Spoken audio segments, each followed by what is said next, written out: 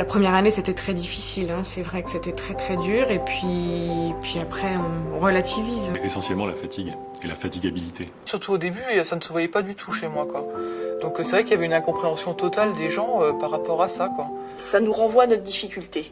Une mauvaise image de soi. Alors que quand ils sont pas au courant, ils se posent des questions, ils se demandent pourquoi vous bougez pas, ils vous prennent pour une feignante, quoi, enfin, bref. Et là, je pense que c'est dû certainement à un manque de sensibilisation. Vraiment, la chose principale, c'est vraiment d'expliquer à l'entourage, quoi. On ne peut pas attendre tout de l'autre parce qu'il ne peut pas deviner. On m'a même dit que c'était dans ma tête et que voilà, ils voyaient pas où était le problème, quoi. Il faut expliquer, tout le temps expliquer. Mais je pense qu'on est sur la bonne voie. Puis voilà, la vie est belle quand même, donc...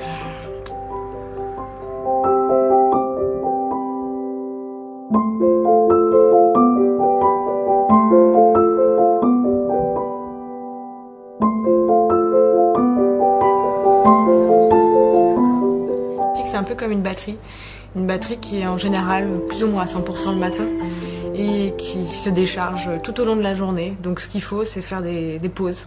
Je dirais qu'aujourd'hui, ça se stabilise. Maintenant, la fatigue est quotidienne. Donc il faut arriver à gérer cette fatigue.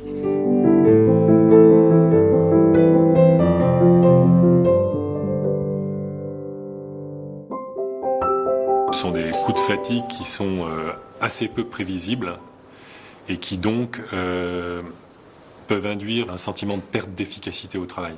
Finalement, j'ai dû réfléchir après 15 ans de commercial et de salle de marché, avec des métiers très entrants, très prenants, à gérer un niveau d'énergie bien moindre, mais toujours en efficacité.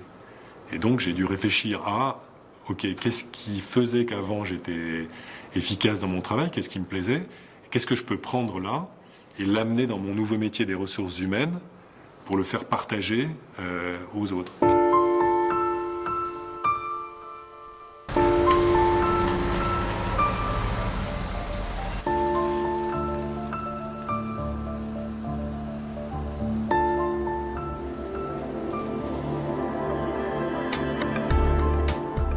La sclérose en plaques, chaque personne la vit différemment et n'a pas forcément les mêmes ressentis. Moi, c'est vraiment la marche. La marche, et il y a quand même parfois des soucis de concentration. Ce qui fait qu'à aujourd'hui, je ne pourrais plus exercer le métier que je faisais.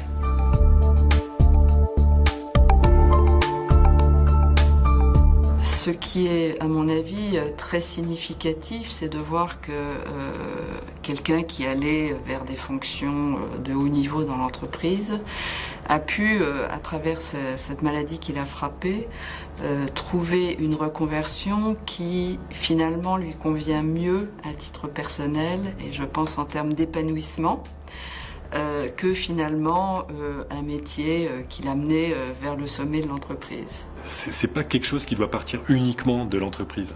C'est aussi à chacun de prendre ses responsabilités par rapport au métier qu'il souhaite exercer et comment il peut l'exercer, à une analyse lucide de ses capacités nouvelles par rapport à ce qu'il pouvait faire avant et comment il peut se projeter dans l'avenir. Donc quand je dis « il », c'est moi en l'occurrence là. Et d'adapter ça en permanence avec la politique qui est celle de l'entreprise.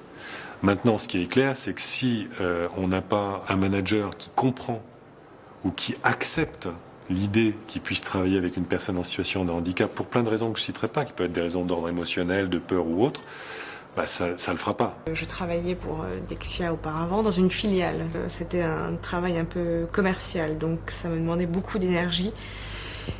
Donc j'ai demandé une mobilité. Donc la DRH a été très sensibilisée par mon cas.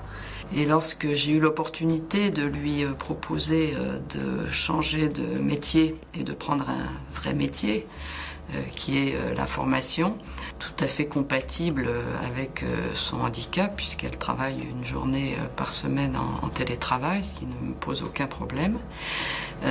Et je suis très contente de voir son épanouissement et le fait qu'elle réussit très bien. C'est une belle preuve de confiance et j'ai l'intention de continuer d'évoluer.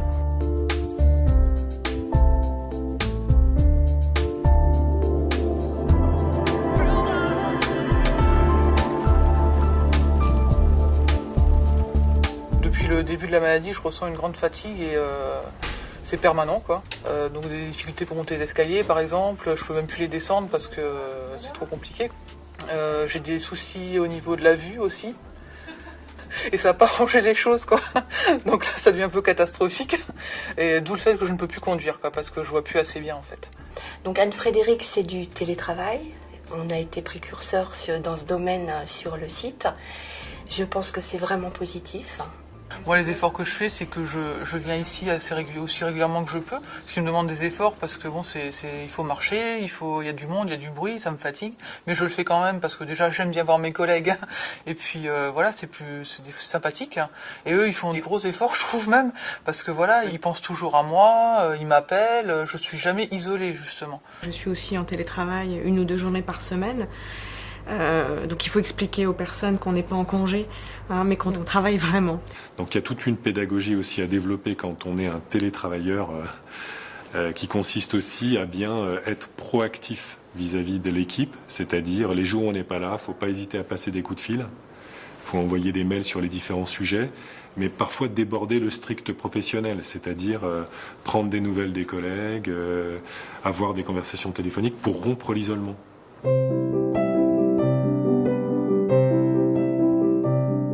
On ne peut pas dire on va sensibiliser le service dont je fais partie. Non, il faut sensibiliser toutes les personnes qui sont autour de moi. Et ça, c'est un travail qui devrait se faire. Et au départ, la hiérarchie, ça a été ça. Bon, on va sensibiliser le service. Non, une personne qui est à l'autre bout de la centrale, elle va m'appeler, mais c'est pas forcément avec elle que je travaille le plus au quotidien. C'est les gens qui sont autour de moi qu'il faut sensibiliser. Concernant Nadine, ça a été plus difficile. On n'a pas forcément bien préparé l'équipe pour son intégration. Il y a encore un travail de sensibilisation qui n'a pas forcément été fait et qui n'est pas toujours facile pour les collègues de comprendre que je ne peux pas faire les choses dans la foulée, ne serait-ce qu'en passant par les photocopies, des signatures de courrier, des choses comme ça. Ça n'est jamais acquis. Il y a beaucoup de personnes qui sont craintives devant cette maladie. Je pense qu'ils ont peur pour eux, peur de ce que ça représente finalement. J'ai même eu une réaction d'une personne qui a pensé que c'était contagieux. Donc moi, ce que je pense par rapport à ces maladies, il faut les expliquer. Je l'ai fait sous la forme d'une présentation générale sur la sclérose en plaques, avec ensuite la manière dont moi je fonctionne, mon mode d'emploi. C'est vraiment un échange à faire, c'est un travail des deux parties.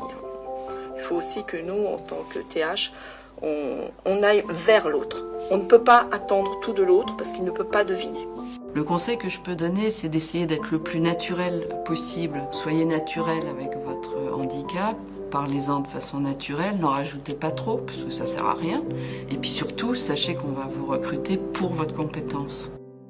C'est une leçon quotidienne pour moi de voir leur implication et leur travail.